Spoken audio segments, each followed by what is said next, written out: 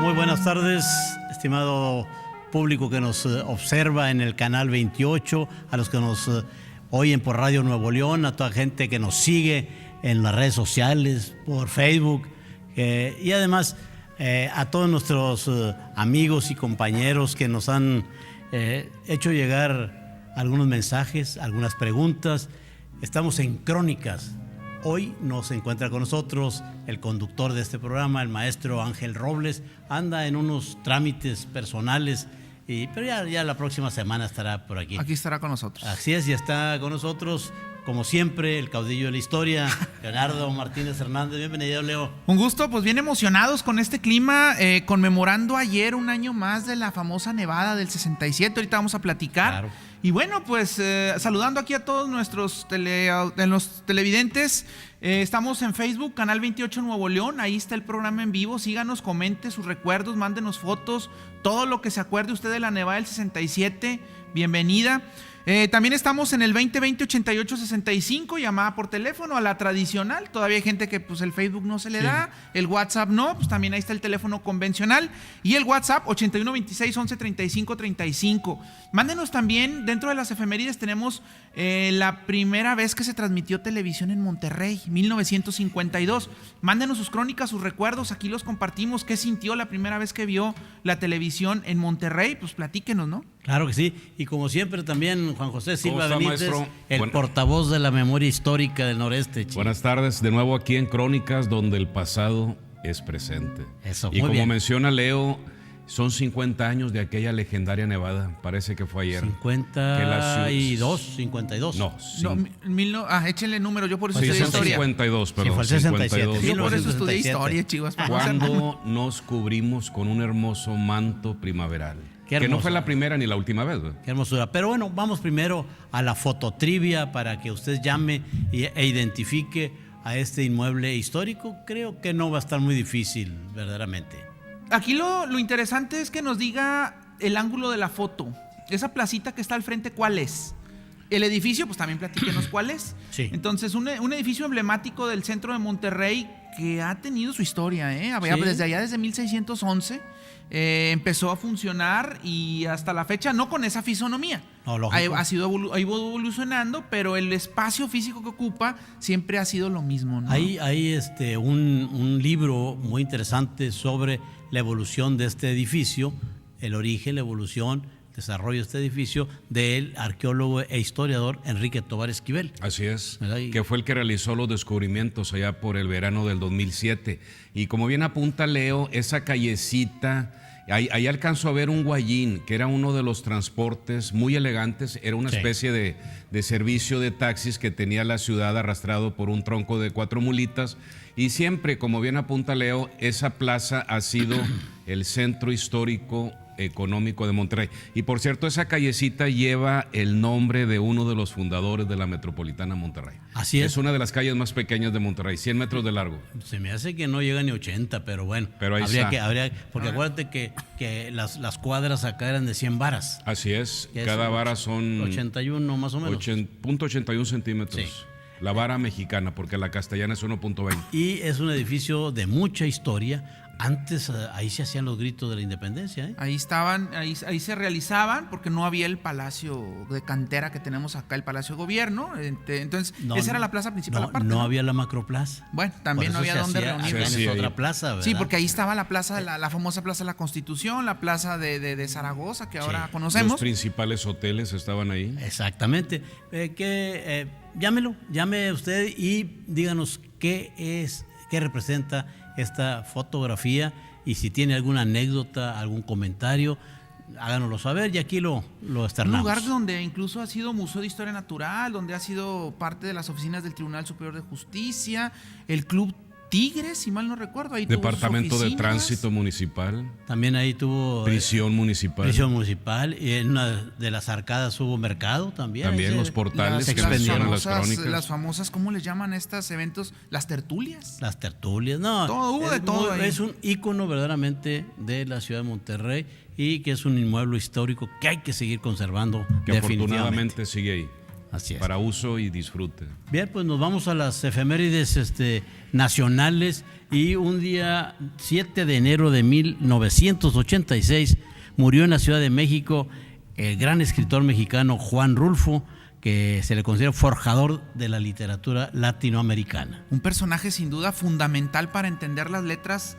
a nivel nacional en México, que dos grandes son sus obras, El Llano en Llamas y la otra es Pedro Páramo. Pedro Páramo, en donde hace una reflexión en el lugar donde él muchos años vivió, San Gabriel, en Jalisco.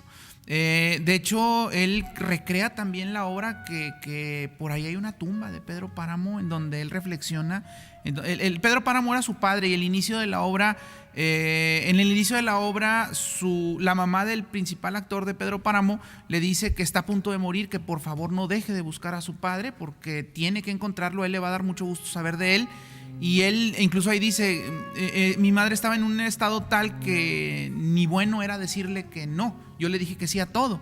Entonces él se lanza a la búsqueda de Pedro Páramo y se desarrolla una historia muy interesante. Muy interesante. De hecho, es una de las plumas de ese México que sale del marasmo, sale de la sangrienta revolución y evoluciona. De hecho, me estoy recordando, maestro, que Juan Rulfo es de los pocos escritores que 3 de sus novelas han sido películas. Pedro Páramo, El Llano en Llamas y El Gallo de Oro. El Gallo de Oro creo que la estelarizó Toshiro Mifune, si mi memoria no me falla. No, esa es Ánimas Trujano. Ánimas Trujano. Bueno, sí. Es uno de los escritores jaliscienses.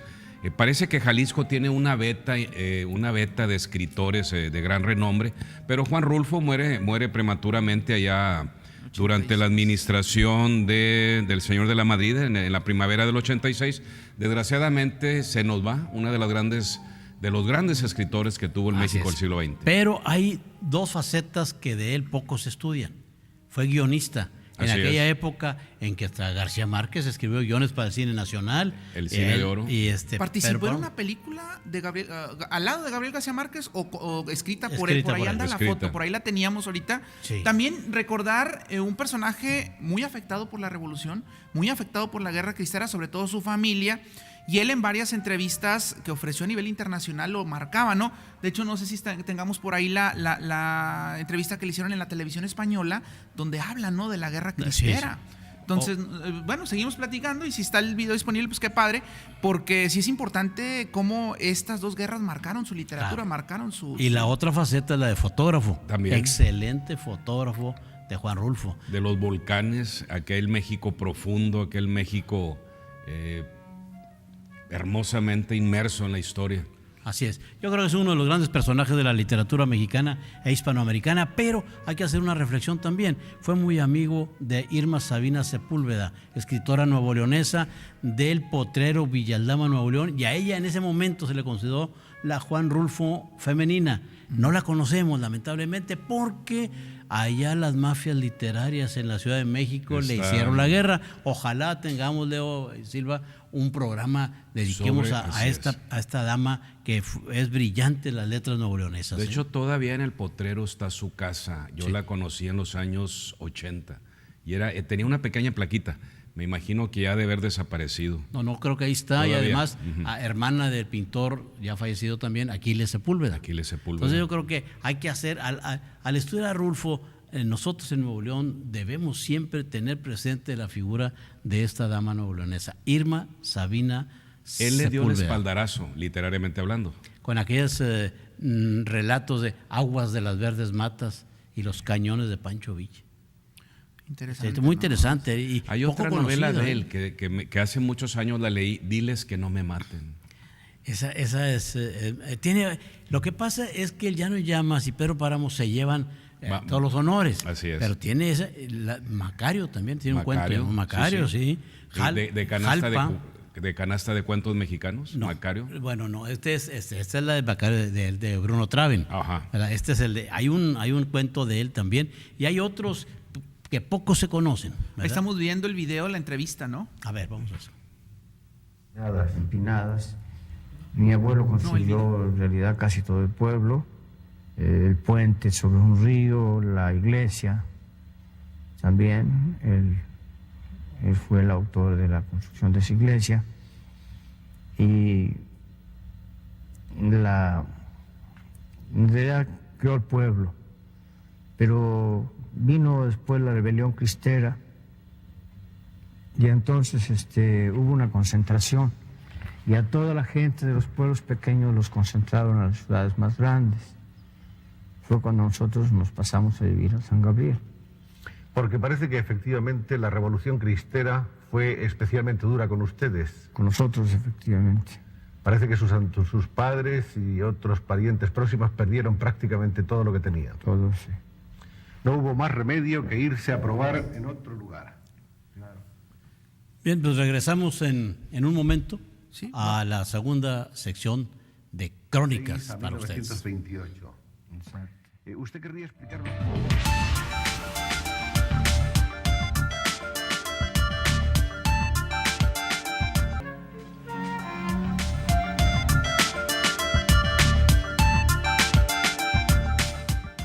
Continuamos en Crónicas, un programa hecho para usted verdaderamente, donde tenemos relatos, historias, anécdotas, crónicas, lógicamente. Leyendas. Y tenemos algunas llamadas. Efraín Ontiveros, Gallo de Oro fue con López Tarso. Así es. Nos da la respuesta también de la fototrivia. Edna Valdés, bonita tarde y con ustedes mejor. Un saludo para todos y para el maestro Ángel especialmente. Gracias. Por aquí también María Teresa Vitales nos da la respuesta de la fototrivia. También nos dice que un tiempo ahí ella fue al museo de Pipo. Que hay sorpresas con Pipo, Sí. Aguas, Ajá. pendientes la próxima semana. Sí. Hay cosas ahí interesantes con Pipo nuevamente. Bueno, tenemos también un natalicio más en una efeméride local, que es de un gran personaje de Lampazo de Naranjo, que también se llama Juan Nepomuceno, igual que Juan Rulfo. Bueno, hay que destacar Juan Nepomuceno Carlos Pérez Rulfo Vizcaíno. Pérez Rulfo era el apellido completo. Y por ahí, bueno, si hay chance de mencionar una anécdota que me encontré anoche, María Soledad Ramírez Vizcaíno, que era sobrina segunda de Juan Rulfo, sí, recuerda en el patio de su casa lo que pensaba su abuelo Vicente sobre la novela de Pedro Páramo. Dice, me da gusto que Juan sea famoso, pero siento que lo que escribe son puras marihuanadas. Pues yo no entiendo lo que él dice del pueblo. Entonces, la familia Pérez Rulfo Vizcaíno eran hacendados importantes que vieron cómo la revolución y la guerra cristera fueron devorando poco a poco sus vidas y sus propiedades. Hoy en San Gabriel el rastro familiar del escritor se pierde más allá de la casa de María Soledad. Bien, pues bueno, eso es de Rulfo, muy, muy importante, como lo dijimos. Puras Y marihuanadas. vayamos acá a las efemérides locales, porque el 6 de enero de 1820 nació en Lampazos de Naranjo. Bueno, no era de Naranjo en aquella época. No, era la punta de los Lampazos. La punta de los Lampazos. Juan Zuazúa, se escribía antes, Zuazúa. con dos acentos. Zuazúa Zuazúa. Esparza, un brillante general Militar, norteño. sí. Él se forjó en los campos de batalla. Él no fue a ningún colegio militar, ninguna academia. Más sin embargo, él fue uno de los más distinguidos militares norestenses, nuevoleones del siglo XIX. De hecho, él es el único militar nuevoleonés que, aparte de Ignacio Zaragoza, tiene una estatua en el Paseo de la Reforma. Tiene como general, Hay sí, tres. militar. Hay Pero tres. está la del Padre Mier. También, la otra, y ¿verdad? Escobedo. Y Escobedo. Así Sí, son es. los Bien. tres. Pero Juan Zuazo fue el brazo armado, de hecho, de Santiago Vidaurre Valdés en aquel plan restaurador de la libertad. Y Zuazo se hizo en la faena diaria en la lucha contra los indios, apaches y comanches, que también cometía algunas depredaciones. Claro. Era un hombre bravo. El general de generales, ¿no? Así lo conocen en Lampazos, le llaman tierra de generales, y a Juan Zuazua el general de generales, porque cuentan por ahí sus biógrafos que él fue el que, y ¿cómo podríamos llamarle? El que inició, el que condecoró, le dio los grados a Zaragoza, a Escobedo, a Lázaro Garza Ayala, Treviño, a Jerónimo Naranjo, Treviño, Naranjo. Hipólito Charles. Entonces, una buena cantidad de generales Sí, y sí, de esta militares. gente se hicieron allá a su sombra, claro, con el manto protector de Vidaurri, pero hay una situación interesante. No sé si han fijado la estatua que está de Juan Zuazo ahí en la En Gran Morelos, Plaza, entre Zaragoza y Zuazo. que antes estuvo En la Independencia, donde en la entrada. topaba ahí Zuazo, Así precisamente. es, correcto. ¿Qué características tiene el vestuario que tiene? no corresponde. ¿Pero por qué? ¿Por qué está así ese vestuario cuando hicieron esa estatua? Es una especie de camisola. No he Porque puesto era el uniforme de ellos, eran los blusas rojas. Las blusas rojas. Y en esa llegaban y estaban uniformados así, entonces se ve como una camisola, ¿verdad? Y entonces se denominaba el ejército de Suazua los blusas rojas. Y se le recuerda como los choloas por el color, porque dicen que era una tela de sarga de algodón muy roja, muy colorida, y recordaba a las tropas del libertador italiano Giuseppe Garibaldi, que también usaban unas camisas rojas, porque dicen las crónicas que se sacaron un almacén y lo único que había era tela roja y con eso hicieron... No había más. Con eso hicieron las famosas... pues eran guerreras o eran una especie de camisola, como bien apunta usted, maestro, pero la historia lo recuerda como los batallones de los choloas. O sea, no había tiempo de hacer licitaciones en aquella época. Y mucho menos hacer un uniforme bonito, uniforme, ¿no? Lo primero que agarraras era lo que... ¿verdad? Ahí es importante destacar la participación de Juan Suazua en la en la intervención norteamericana. Palo Alto, Resaca de la Palma, la Angostura y la batalla de Monterrey. Él estuvo participando, incluso en estas batallas obtiene algunos grados importantes. Pero bueno, ahí el doctor Pablo Ramos, líder de los amigos de la batalla de Monterrey, lo menciona como un héroe olvidado de la batalla de Monterrey, ¿no? Sí, porque lo fuerte de él estuvo acá ya en la guerra contra la Reforma, el soldado de la Reforma contra llamaron, Santana, ¿no? también, Bueno, ¿verdad? Así es, y como bien apuntas, era el brazo armado del liberalismo en el noreste. Sin su empuje no hubiera sido posible que la causa liberal ganara muchas batallas en sitios tan lejanos como Zacatecas, como Guanajuato. Y era bravo, aguerrido, buen militar, planteaba muy bien sus batallas. También se le pasaba la mano en algunas cosas. Por ejemplo, con los indios comanches, apaches, era bueno, es que era una guerra de guerrillas terrible. Terrible, y él utilizaba mucho lo que le llamaban escalfar o levantar el cuero cabelludo y cortar orejas, porque si mal no recuerdo, el gobierno de Santiago Vidaurri ofrecía la suma de 50 pesos por cada oreja o por cada cabellera. De los indios bárbaros, que muchas veces eran pobres inocentes que andaban por esos caminos. Incluso hay algunas comunicaciones en la Ciudad del Estado donde le dicen, señor, aquí le mando, Vidaurri quería hacer un museo de historia, aquí le mando un chimal, una lanza y una cabellera de los indios para el museo. Así de esas, ¿eh? Entonces, Juan Suazua Esparza, un brillante militar nuevo leonés, que lamentablemente en un conflicto interno entre ellos mismos, entre Vidaurri, Zaragoza, contra Zaragoza y Escobedo, pues va a ser muerto aquí cercano en la hacienda de Santa María aquí en Ramos Arizpe el 31 de julio de 1860. Pero su suerte militar, si vale la pena mencionar esa palabra, se acaba cuando él como militar se enfrenta con otro de los grandes militares mexicanos del siglo XIX, Miguel Miramón, egresado del heroico colegio militar en aquella inolvidable batalla de Ajualulco, pero en las afueras de San Luis Potosí. En descargo de Suazua, él no dirigió la batalla. Así es. Resulta que lo habían herido con un puñal y Vidaurri nombra a Esteban Jordán, un gringo, artillero muy bueno, y este es el que dirige la batalla. Así y de es. hecho Vidaurri también. El viejo quiso estar en primera fila y ese fue el error. Sí, Vidaurri era muy buen político, pero no era militar. Y ya se enfrentan a un egresado del colegio militar, un gran estratega que era Miguel Miramón. Y luego plantearon, con las consecuencias desastrosas de la derrota. Plantearon mal el lugar. Así es. Escoger el lugar porque no había agua, no había alimentos, difícil. Había muchos arroyos, muchas quebradas y eso les aprovechó Miguel Miramón para robustecer su posición. Así es. Es muy interesante. Uno de los grandes personajes nuevo leoneses, Juan Suazua Esparza de Lampazos, y que hay un municipio en Nuevo León, Leo. La antigua hacienda de Santa María. Santa Elena. Santa Elena. Santa Elena, sí, que se erige en Villa en 1863, si mal no recuerdo.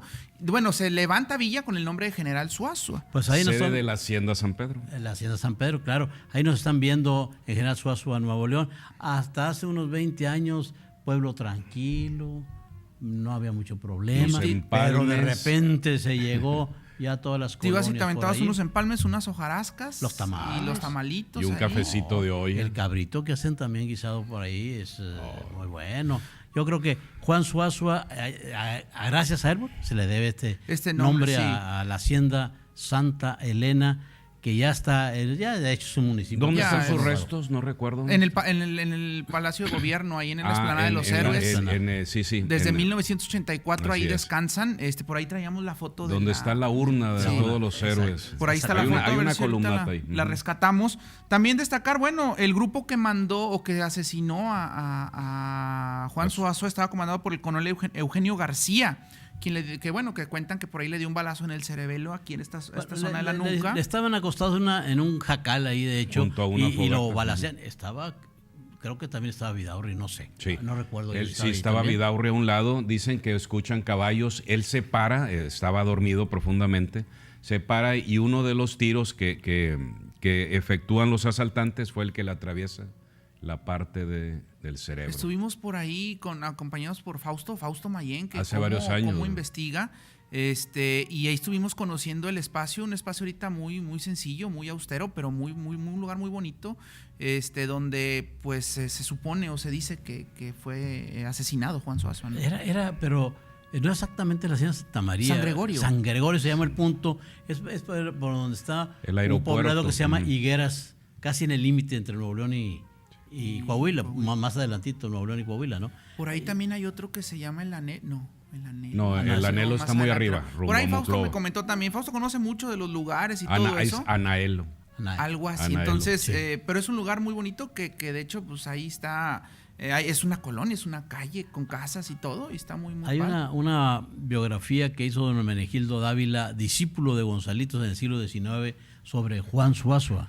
Yo creo que a Juan Suazua de Esparza se requiere un libro con mayor profundidad. Con mayor rigurosidad militar. Hay mucha documentación sobre él y yo creo que es importante. Por ahí también andaba la esquela que se mandó a hacer para que aparece en la Gaceta, sí. en la Gaceta Oficial de Nuevo León. Ahí está.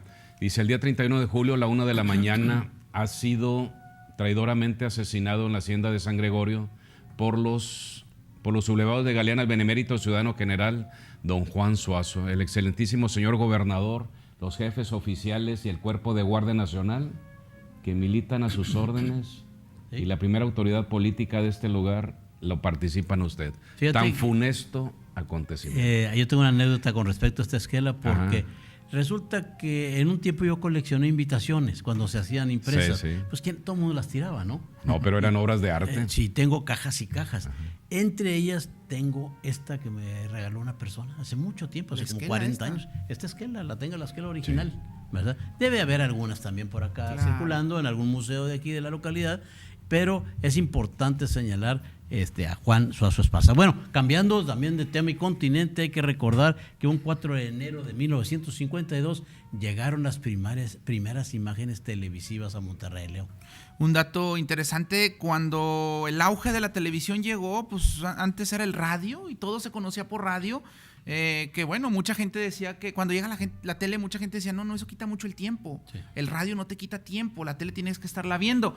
Previo a esto, en 1950 empezaron las primeras transmisiones con el famoso informe de gobierno del presidente en turno, no recuerdo quién era. Miguel Alemán Valdés. Miguel Alemán. Entonces, empieza por ahí el auge y la gente empieza a emocionarse con las primeras imágenes. Mucha gente inocentemente de aquella época, y todavía seguramente algunos de nosotros de pequeños creíamos que lo que se veía en la pantalla se llevaba a cabo adentro de la caja, ¿no? Entonces, mucha gente comentaba ese dato. Y bueno, surgen estos famosos dichos ahora que tenemos como se acabó el 20. Cuando se acababa el 20 centavos para ver la tele, ¿no? Habría que precisar, invitar a alguien que conozca esto de la historia de la radio y la televisión, porque hay algunos reportes de que el primer informe que se transmitió fue el de Ruiz Cortines. Hasta 1953. Algo así. Y que estaban esperando. Pero es cuando ya se hizo la televisión aquí en Monterrey. Estamos hablando de las imágenes. Recordemos también, otro dato, Leo. Las primeras imágenes de televisión a Monterrey llegaron a la colonia del Valle procedentes de Harlingen, Texas. Así es. Hay un par de ingenieros, no recuerdo ahorita los apellidos, si el público lo recuerda. Ellos compraron televisión y pusieron un tubo largo y un mástil de 20 metros. Todavía en los años 60, maestro, aquí en Monterrey se veían esa señal. Yo me acuerdo que sintonizaba después del patrón de ajuste. Por ahí estamos viendo un video en la Ciudad de México, cómo fue el boom, ¿no? De la televisión. Incluso se pusieron varias televisiones en la calle para que la gente estuviera al pendiente. No sé si podamos ponerle tantito audio para ver qué cuenta. De hecho, hay una película, se llama Del Rancho a la Ciudad, de 1952. Sí. Solo 11 mexicanos se encontrarían con la historia. Para la transmisión del 1 de septiembre se mandaron instalar televisores en ciertas calles de la Ciudad de México. Era la primera vez que las imágenes televisivas iban a poder ser vistas por más de 5 monitores. Por fin, el 1 de septiembre de 1950, se realizaba la primera transmisión oficial de televisión en México. La histórica transmisión inició a las 10 horas a las afueras de la Cámara de Diputados. Era escaso el equipo técnico. No más de 15 personas componían el equipo humano. La imagen, sin embargo, viajó hacia el futuro. Después del informe presidencial, XHTV Canal 4 continuó con su primera barra de programación. La transmisión inició a las 5 de la tarde y apenas duró 2 horas. Nacía la televisión y con ella una nueva era. No, interesantísimo esta la historia de la televisión. Y aquí mismo, la historia de la televisión en Monterrey, cómo fue evolucionando. Por ejemplo, en la cuestión del clima, el primer regiomontano que dio una pronóstico, fue Noé Guerra en la televisión de Jalisco. Y nos platicaba Noé que era un cristal, y ahí estaba dibujado el mapa. Las isobaras, las isotermas. Sí, y ahí con un marcador, marcador, ahí iban diciendo las cosas. Ibas deslizando. ¿No? Luego ya más adelante viene a popularizarse lo de la cuestión del pronóstico meteorológico, y aquí creo que aquí el Canal 28 es Rosalinda Rodríguez, la primera dama que da la cuestión. De hecho, fue a partir del 63 con aquel satélite, el pájaro madrugador. Y don, ¿cómo se llama el señor que también aquí? Vidal. No, Miguel Ángel Vidal. Miguel Ángel. Pero no olvidar a maestro Constantino de Tárnava también. Bueno, don Constantino de Tárnava ya en el periódico, ¿no? En el radio y en la radio y en el periódico El Porvenir, él hacía las previsiones meteorológicas, que luego la gente le hacía bullying, se equivocó, Tárnava y demás, pues no había los elementos técnicos que tenemos ahora con los satélites. Ahorita ya sabes cómo va a estar dentro de 14 días, 15 días o más. En esa época utilizaban los mismos aditamentos que en el siglo XVI, la veleta, el higrómetro y... termómetro de mínimas y máximas. Así es, sí, el higrómetro, así es. No, interesantísimo. Y a propósito, si alguien sabe, dice que los higrómetros tienen que llevar un cabello de una persona, pero pelirroja. A ver si que nos diga el público. Para medir la humedad. Porque creo que es el que más se presta a esa cuestión de la medición de la humedad. Interesante. Por la química si alguien cabello conoce o alguna otra técnica, pues bienvenidos, platícanoslas y pues que nos sigan llamando a los teléfonos. 81 26 11 35 35 WhatsApp y 20 20 88 65. Mándenos sus comentarios, sus recuerdos, sus anécdotas y díganos dónde está este lugar y qué plaza es la que está ahí enfrente, ¿no? Para que pueda estar participando con nosotros, comentando la historia y recordándola, ¿no? Principalmente, reviviendo el ayer, ¿no? Con esta foto. Regresamos en Crónicas, un momento.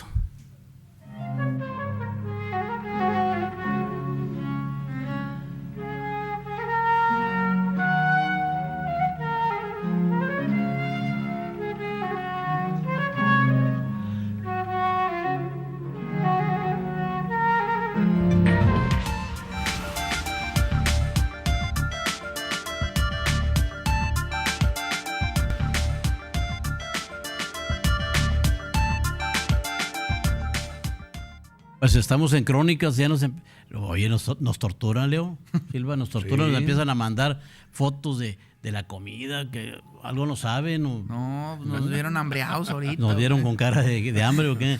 Dice Efraín Ontiveros, en Macario, Enrique Lucero era la muerte y Pina Pellicer, esposa de Macario. Y también dice que si recordamos que las transmisiones de televisión en cadena se podían ver en las pantallas los logos de cada estación que entraban a la cadena. Es correcto. Ese es un recuerdo, ¿no? Y cuando llegó la televisión a Monterrey, por ejemplo, iban a transmitir el informe de Ruiz Cortines, pero no había videotape. Y lo tenían que traer por avión, pero llovió y se retrasó la inauguración. En ese momento metieron una entrevista de Paco Malgesto a esta mujer que se suicidó, una artista muy famosa, muy bella, Miroslava Stern. Miroslava Stern, ¿verdad? Entonces, entonces eso fue lo primero que se vio. Finalmente llegó el informe y pues todo lluvioso, borroso, pues y la televisión en aquel tiempo, ahorita con todos los recursos técnicos que se tienen, Ahorita ¿verdad? En HD. No, porque tienes la imagen nítida, clara. Full edition. Pero nos tocó a nosotros de pequeños, oye, y se ponían las ¿cómo se llaman? La lluvioso, o unas barras ahí, y iba el papá o tú le pegabas para que se muevan los bulbos. A la azotea y mover la antena de conejo hacia el sur, hacia el sureste, donde estaban las estaciones. Sí. Sobre todo si vivías al norte. Pero era todo una logística subir con ese clima, o si hacía viento y mover la antena de conejo. Todavía se ven en muchas casas de Monterrey. Sí, claro. Ese Luego llegó el rotor de la antena. Claro. Hay un rotor y con un cable, con una desde tu asiento. Desde el asiento un pequeño motorcito. Ajustaba, un pequeño motorcito lo ajustaba. El problema era cuando hacía mucho viento, empezaba la antena, pero que parecía papalote. Y ya luego, pues los niños eran los controles remotos, que le cambiaban a la tele, a la perilla, ¿no? Sí. Y luego llegó el control remoto, ya, pues no, más ya padre, ¿no? estamos hablando de casi 80, la prehistoria, ¿no? de la televisión, cuando empezaba a las 6 de la tarde y se acababa a las 10 de la noche. A las 10 de la noche. A todo. Y luego cuando sacaron las primeras telenovelas, los niños no pueden ver telenovelas. Prohibidísimo. Porque eran temas muy escabrosos. ¿Te acuerdas del patrón de ajuste? El famoso había un patrón de ajuste que se ponía antes. No, antes era, blanco y negro.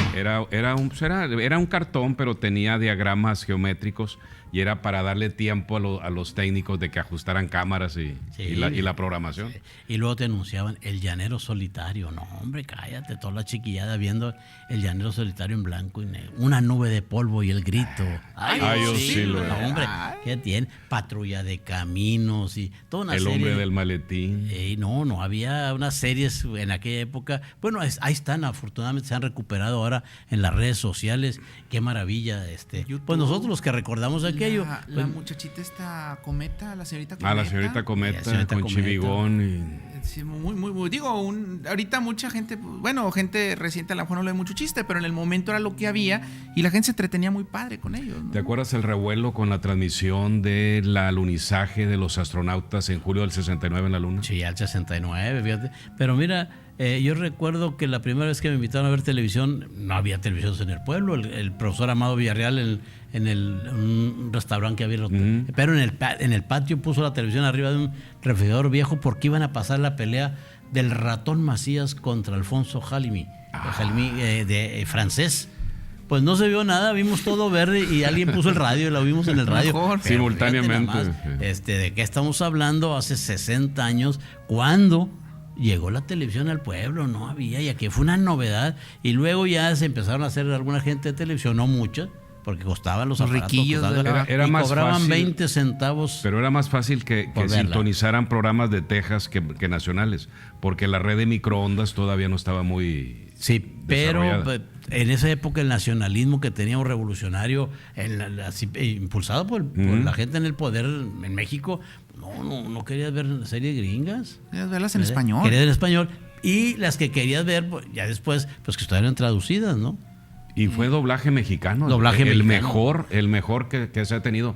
Y todas las series, Combate, Viaje a las Estrellas, Viaje al Fondo del Mar. Y a 20 centavos por programa. Que interesantísimo, a ver si alguien recuerda anécdotas. Pues estamos hablando de la prehistoria ya, de los que somos dinosaurios en estos mundos, ¿verdad? Que todavía los que peinan canas o ya no tienen pelo como yo, han de recordar aquellas epopeyas televisivas. ¿Se acuerdan los reguladores? Sí, un regulador que había que prender antes de que se calentara y luego prendías la... Me tocaron algunos. Es que eran de bulbos, por eso decían. Sí, se calentó el bulbo. ¿No te has calentado como los bulbos? Sí, ¿verdad? Sí, se calentó el bulbo y cámbialo y a ver si lo consigues, pues si no la televisión no jalaba. Pero bueno, esas bonitas historias, bonitas crónicas de un aspecto muy cotidiano que vivimos. Ahorita es otro mundo, ¿no? Ahorita ya le picas ahí a las series. Es el canal de series nuevo. No, olvídate, no. Pero bueno, volvamos acá a lo nuestro y tuvimos miércoles literario.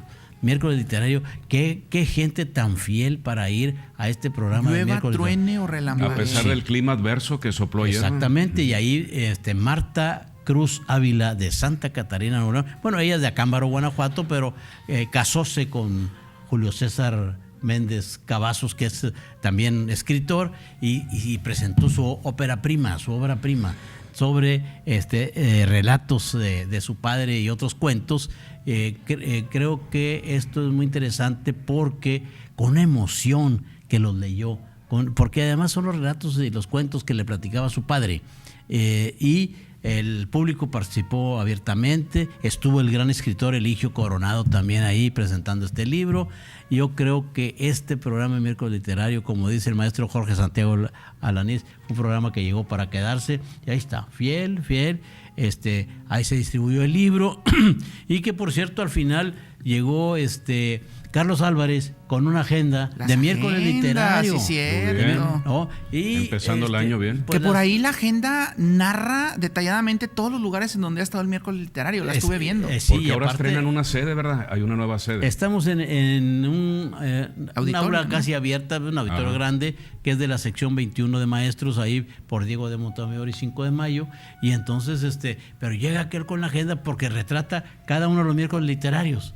Pues todo un éxito, no le quedó ninguna, ni nosotros alcanzamos. De hecho, pendientes porque Historia Regia también tiene sus agendas, ya estamos apalabrados con Carlos Álvarez, ya estamos preparándola, por si alguien gusta, contácteme en Historia Regia Reviviendo el Ayer, mi Facebook, o el Facebook, ¿por qué no? Del Caudillo de la Historia, ¿no? Pues ya que usted claro. Ahí estamos también, ahí platíquenme. Por cierto, y pídanos. nos reclamaron ahorita que no traes calendarios.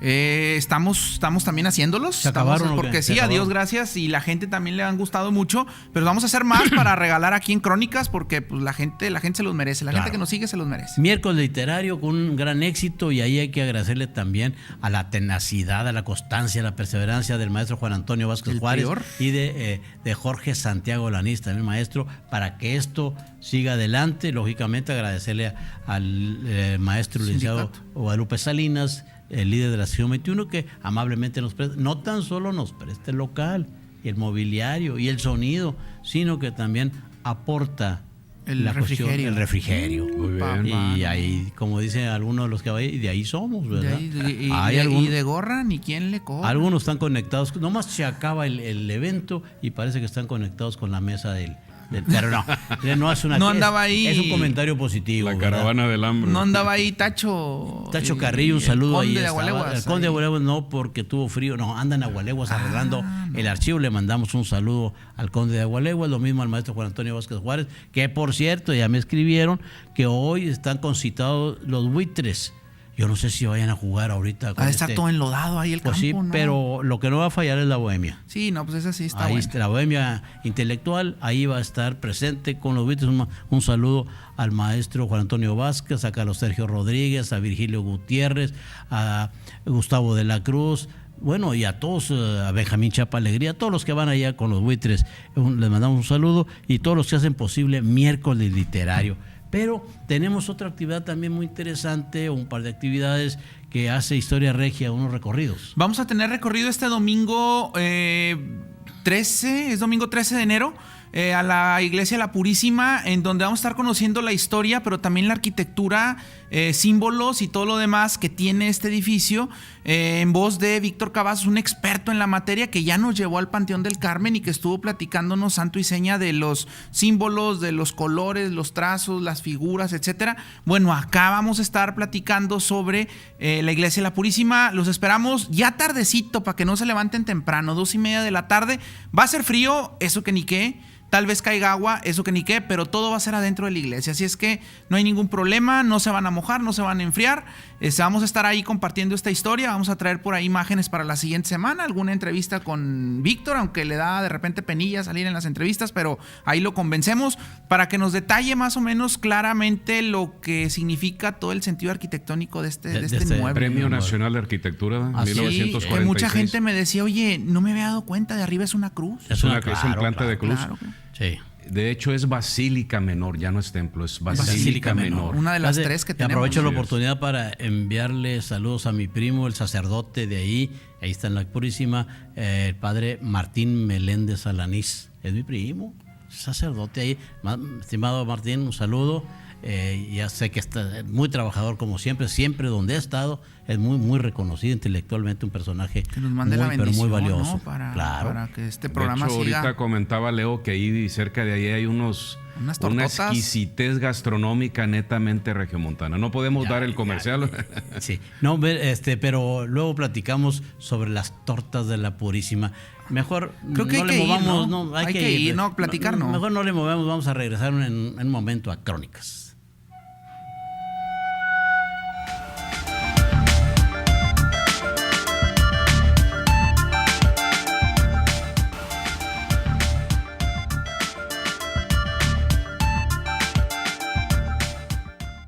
Bueno, estimado Leo, tenemos llamadas. Nos preguntan el horario del recorrido del domingo 13 de enero a las 2:30 de la tarde en la entrada principal de la Purísima. Ahí nos vemos, como quieran, Historia Regia reviviendo el ayer, y en Postales Regias está el horario y todos los detalles. Domingo 13 de enero, 2:30 de la tarde.